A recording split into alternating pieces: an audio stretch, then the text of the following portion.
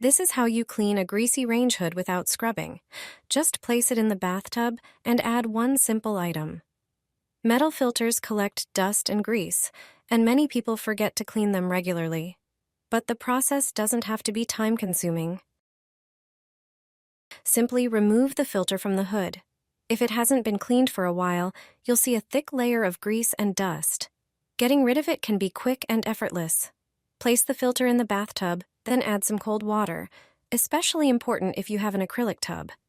Take a regular dishwasher tablet and place it on the filter.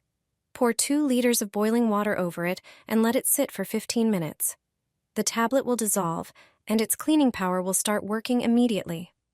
Grease and food buildup will disappear from every corner of the filter without you having to scrub. Finally, dry the filter and reinstall it. And that's it. What's your go-to method for cleaning range hood filters? Ever since I started cleaning my stove this way, my gas bills have been much lower. Plus, cooking is faster, and the burners are more powerful.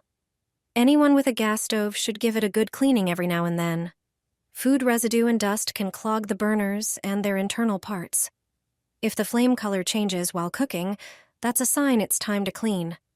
Start by removing the burner from the stove. Take some toothpaste and apply it to the metal part. Then, using a silicone brush, spread it thoroughly into all the crevices. If you don't have a brush, you can use an old toothbrush or even your fingers. It's important to be thorough. The toothpaste should cover the entire surface. Repeat this with each burner and place them in a bowl. Add a large spoonful of salt to the bowl, followed by a spoonful of baking soda. It has excellent cleaning properties. Pour a generous amount of dish soap onto the spoon and add it to the bowl. Its degreasing properties will tackle burnt-on oil and grease stains effectively. Pour warm water over everything and let it sit for 30 minutes.